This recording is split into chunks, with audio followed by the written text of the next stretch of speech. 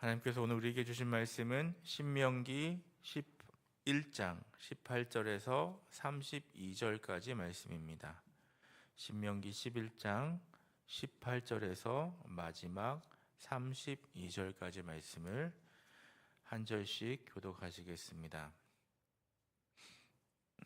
제가 먼저 18절 말씀을 읽겠습니다. 이러므로 너희는 나의 이 말을 너희의 마음과 뜻에 두고 또 그것을 너희의 손목에 매어 기호를 삼고 너희 미간에 붙여 표를 삼으며 또 그것을 너희 자녀에게 가르치며 집에 앉아 있을 때에든지 길을 갈 때에든지 누워 있을 때에든지 일어날 때에든지 이 말씀을 강론하고 또 내 집 문설주와 바깥문에 기록하라. 그리하면 여호와께서 너희 조상들에게 주리라고 맹세하신 땅에서 너희의 날과 너희의 자녀의 날이 많아서 하늘이 땅을 덮는 날과 같으리라. 너희가 만일 내가 너희에게 명하는 이 모든 명령을 잘 지켜 행하여 너희의 하나님 여호와를 사랑하고 그의 모든 도를 행하여 그에게 의지하면 여호와께서 그 모든 나라 백성을 너희 앞에서 다 쫓아내실 것이라. 너희가 너희보다 강대한 나라들을 차지할 것인즉 너희의 발바닥으로 밟는 곳은 다 너희의 소유가 되리니 너희의 경계는 곧 광야에서부터 레바논까지와 유브라데 강에서부터 서해까지라. 너희 하나님 여호와께서 너희에게 말씀하신 대로 너희가 밟는 모든 땅 사람들에게 너희를 두려워하고 무서워하게 하시리니 너희를 능히 당할 사람이 없으리라. 내가 오늘 복과 저주를 너희 앞에 두나니 너희가 만일 내가 오늘 너희에게 명하는 너희 하나님 여호와의 명령을 들으면 복이 될 것이요 너희가 만일 내가 오늘 너희에게 명령하는 도에서 돌이켜 떠나 너희 하나님 여호와의 명령을 듣지 아니하고 본래 알지 못하던 다른 신들을 따르면 저주를 받으리라. 내 하나님 여호와께서 내가 가서 차지할 땅으로 너를 인도하여 들이실 때에 너는 그리심 산에서 축복을 선포하고 에발산에서 저주를 선포하라. 이 두 산은 요단강 저쪽 곧 해지는 쪽으로 가는 길 뒤 길갈 맞은편 모래상수리 나무 곁에 아라바에 거주하는 가나안 족속의 땅에 있지 아니하냐. 너희가 요단을 건너 너희 하나님 여호와께서 너희에게 주시는 땅에 들어가서 그 땅을 차지하라니 반드시 그것을 차지하여 거기 거주할지니라. 함께 읽겠습니다. 내가 오늘 너희 앞에 베푸는 모든 규례와 법도를 너희는 지켜 행할지니라. 아멘. 오늘도 하나님의 은혜와 평강이 함께 하시기를 바랍니다.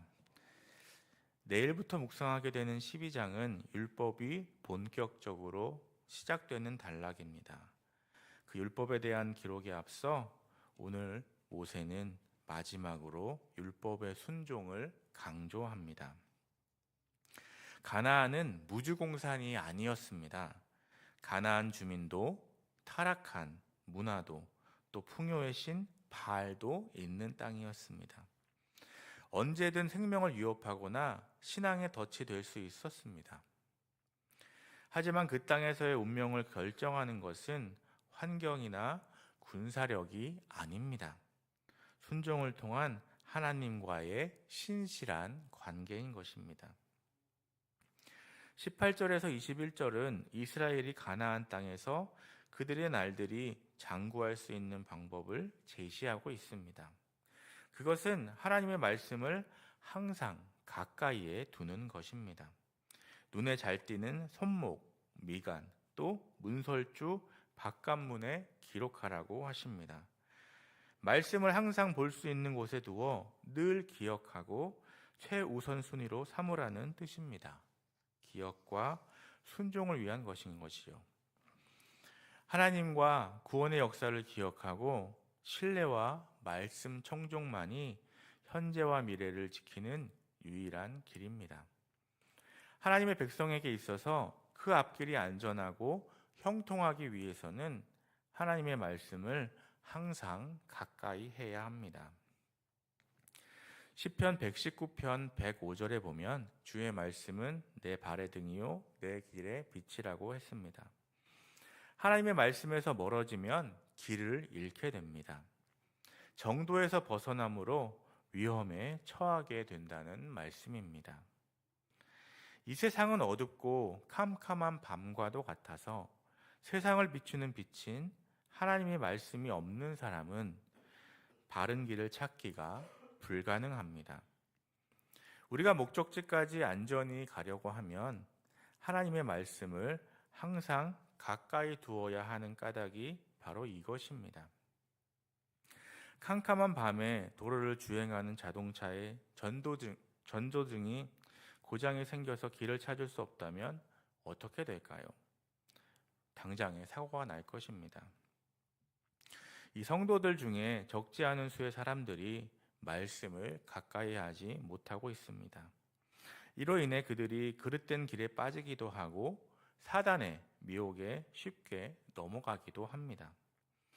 우리가 온전케 되려고 하면 하나님의 말씀이 항상 우리 가까이에 있도록 해야 합니다.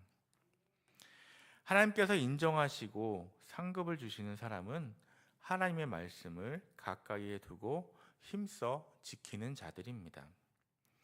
우리는 일상 속에서 많은 선택들에 직면하게 되는데 하나님의 말씀을 가까이 두는 사람들은 말씀 속에서 길을 발견함으로 이러한 선택의 상황에서 하나님의 뜻대로 올바른 선택을 할 수 있습니다.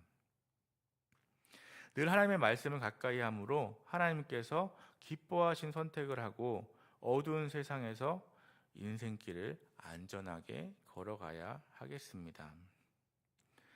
22절에서 25절까지는 이스라엘 자손들이 하나님의 모든 명령을 지키며 전심으로 하나님을 쫓을 때 따르게 될 결과에 대해 말씀하고 있습니다. 그것은 하나님께서 주신 모든 약속이 온전히 성취되는 것입니다. 즉 가나안 땅에서 그들이 강대한 나라들을 물리치고 하나님께서 본래 아브라함에게 약속해 주신 모든 땅을 차지하게 된다는 것입니다. 말씀에 순종하면 가나안 땅 모든 족속들을 쫓아내고 점유하게 될 것이라고 말씀하십니다. 그것을 너희의 발바닥으로 밟는 곳과 너희가 밟는 모든 땅으로 표현하고 있습니다. 하나님은 가나안 정복 완료라는 공약에 머물지 않고 이번에는 정확한 경계까지 설정해 주십니다.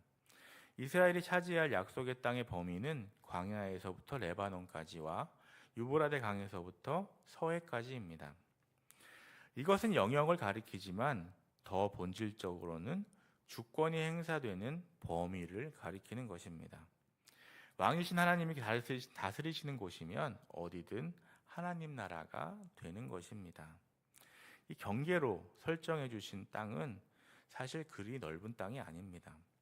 하지만 이스라엘 백성들이 거주하기에는 충분합니다. 순종하면 더 넓어질 것이라는 약속도 없습니다. 이스라엘은 영향력을 넓히고 하나님의 명성을 떨치고 땅을 넓히도록 부름받은 것이 아닙니다. 주변 나라들의 우상이 추구하는 탐욕적인 정복과는 근본적으로 다른 것입니다. 작지만 모두가 두려워하는 강한 나라가 하나님께서는 이스라엘을 통해 이루실 것입니다. 이처럼 하나님 약속에는 하나님을 경외하는 순종의 성도들만이 참여할 수 있습니다. 그러므로 누구든지 그분의 약속에 참여하려면 먼저 하나님을 경외함으로 순종하는 것부터 배워야 합니다. 악하고 불의한 사람들은 결코 참여하지 못합니다. 주님께서 당시 서기관들과 바리새인들에 대해 하신 말씀이 무엇입니까? 화가 있으리라 라는 것이었습니다. 그들은 경건의 모양은 있었지만 경건의 능력은 없는 사람들이었습니다. 주님께 연락될 수가 없었습니다. 그들의 예배나 그들의 기도도 마찬가지로 주님께서 외면하셨습니다. 그리스도인이라는 이름만 가지고 약속에 참여할 수는 없습니다. 하나님께서 보시는 것은 외모가 아닙니다. 그분은 중심을 보십니다. 그래서 우리 생활이 중요한 것입니다. 하나님을 경외함으로 그분의 뜻대로 순종하여 사는지의 여부가 그분이 보시는 주안점입니다. 하나님의 약속에 참여할 수 있는 사람들은 오직 하나님을 경외하는 순종의 성도들임을 기억해야 하겠습니다. 27절과 28절을 보면 여호와의 명령을 들으면 복이 될 것이지만 만일 여호와의 명령을 듣지 아니하고 다른 신을 쫓으면 저주를 받을 것이라고 말씀하고 계십니다.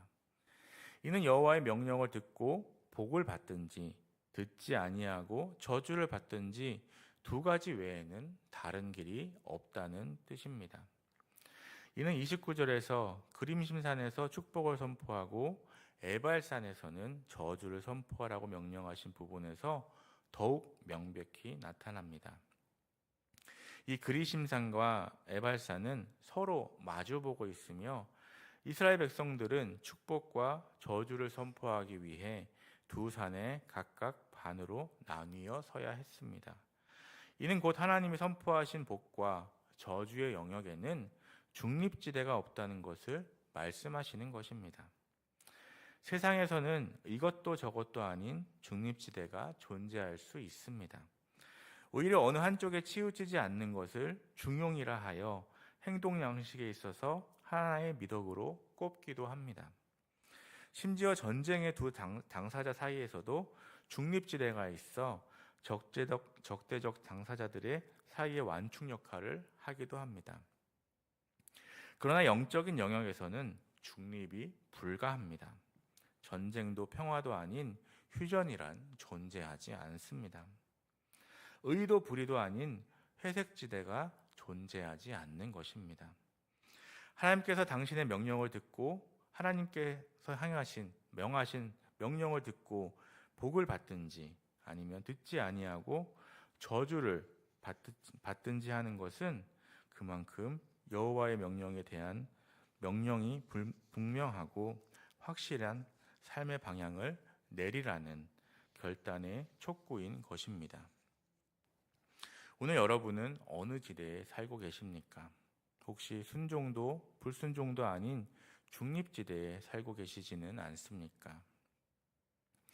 우리 주님은 자기 이름으로 일컫는 백성들이 빛도 어둠도 아닌 회색지대에 머무는 것을 원치 않으십니다. 차지도 뜨겁지도 않은 미지근한 신앙을 원하지 않으시는 것입니다. 하나님이 명하신 복과 저주의 영역에 중립지대란 없는 것을 명심하시고 보다 분명한 결단의 자세로 여호와의 명령을 순종함으로 약속하신 축복을 받아 누리는 성도들이 되어야 하겠습니다. 신앙은 선택이고 예배는 결단의 자리입니다. 잘못된 선택으로 불순종했던 지난 삶을 끊어내고 순종으로 남은 날을 채우기로 결단하는 저와 여러분 되시기를 간절히 소망합니다. 기도하시겠습니다. 사랑의 하나님, 오늘도 이 새벽에 깨워주시고 주의 전으로 불러주시고 말씀으로 새롭게 해주시니 감사합니다.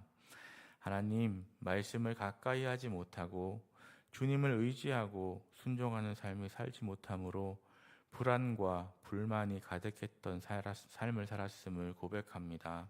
주님 용서하여 주시옵소서. 잘못된 선택으로 불순종했던 지난 삶을 끊어내고 순종으로 남은 날을 채워가는 복된 주의 자녀들 될 수 있도록 인도하여 주시옵소서.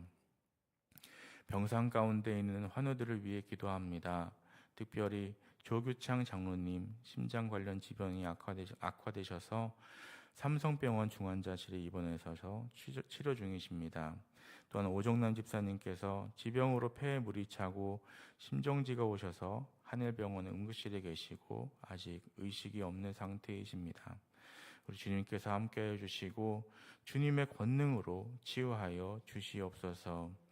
몸과 마음이 회복되게 하시고 건강한 모습으로 하나님을 예배하고 찬양하게 하여 주시옵소서. 아버지, 또한 마음이 상한 자들이 있습니까? 그들과 함께하여 주시고 그 마음을 만져주시고 친히 위로하여 주시옵소서.